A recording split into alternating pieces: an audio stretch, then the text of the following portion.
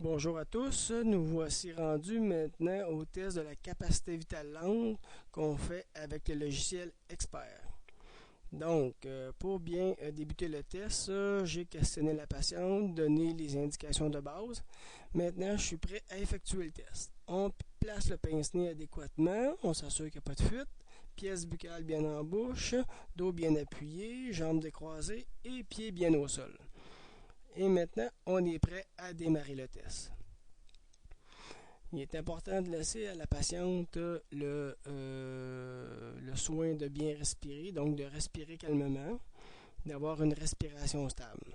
Donc pour ce faire, j'ai besoin de quelques secondes, le temps que j'ai une respiration qui est adéquate.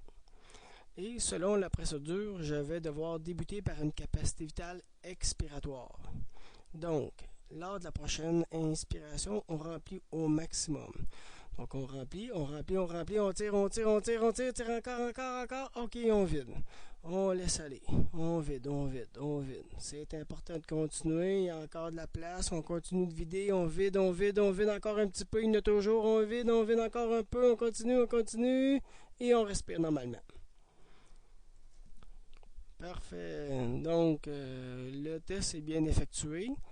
Maintenant, on va vérifier est-ce que la courbe est acceptable. Est-ce que j'ai une respiration stable? Oui. Est-ce que la patiente a inspiré au maximum avec un plateau qui a duré approximativement 1 seconde? Oui. Est-ce qu'elle a bien expiré au maximum? J'ai un plateau aussi au moins d'1 seconde. Donc, c'est un test qui est acceptable. C'était la capacité vitale expiratoire. Pour répondre à la procédure du test, je me dois d'effectuer une autre capacité vitale. Donc, celle-ci va être la capacité vitale inspiratoire.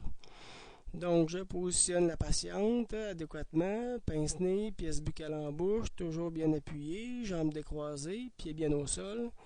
Et on démarre à nouveau le test. Advenant le cas où la patiente n'est pas habituée à bien respirer ou les courbes inspiratoires sont inadéquates, je peux venir cliquer sur le petit ciseau ici qui va tout effacer les respirations qu'elle a effectuées précédemment. Donc je lui laisse le temps de bien respirer. Donc j'ai fait une capacité vitale expiratoire tantôt. Maintenant, ça va être le temps de faire une capacité vitale inspiratoire. J'attends qu'elle ait une respiration stable pour quelques volumes courants. Une fois que c'est effectué, je demande à la patiente de vider au maximum ses poumons. Donc on vide, c'est important de l'encourager, elle a envie de lâcher, on continue à vider, on vide, il y en a encore, on continue, on vide, on lâche pas, on continue et on remplit au maximum. On remplit, on tire encore un peu, il y en a toujours. Ok, on respire normalement. Parfait, on enlève la pièce buccale et le pince-nez. Donc, moi, ce que je vais observer maintenant, c'est est-ce que mon test numéro 2 est acceptable? Donc, je regarde les courbes respiratoires. Je vois que j'ai une respiration stable. La patiente a vidé au maximum avec le plateau expiratoire. Et maintenant, mon plateau inspiratoire est à la bonne place. Donc, j'ai considéré comme quoi que c'est une courbe qui est acceptable. Maintenant, je vais comparer les résultats entre le test 1 et 2 afin de vérifier laquelle j'ai obtenu le meilleur résultat. Donc, on voit ici que j'ai obtenu le meilleur résultat sur la courbe numéro 2. Donc, je me dois de tenter de reproduire cette courbe-ci. Donc, je vais redémarrer le test avec la patiente afin de reproduire le même résultat. La patiente est bien positionnée, pièce buccale, pince-nez, jambes décroisées, pieds bien au sol, et je la laisse respirer normalement. Donc, il faut se rappeler que ce que j'ai effectué ici, c'était une capacité vitale inspiratoire. Donc, je dois répéter cette manœuvre.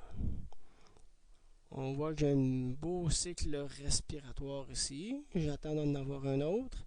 Et je vais demander à la patiente de vider au maximum ses poumons lors de la prochaine respiration. Donc, on vide au maximum. On vide, c'est très bien. On lâche pas, on continue. Il y en a encore un peu. On vide, c'est important, on continue. Et on remplit au maximum. On remplit, tire encore un peu. Ok, on respire normalement. Parce que c'est terminé. Donc maintenant, je compare avec le test précédent.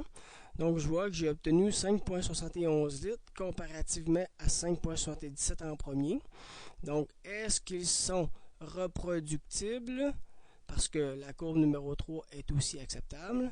Donc est-ce qu'ils sont reproductibles? Sont toutes les deux pareilles à quelques millilitres près. Donc j'ai moins de 150 millilitres. Donc je considère que le test que je viens d'effectuer est reproductible avec le premier. Donc, j'appuie sur le petit picot ici pour confirmer que c'est le test numéro 2 qui va apparaître sur le bilan qui va être mis au médecin, qui confirme que j'ai obtenu un résultat maximal pour la patiente.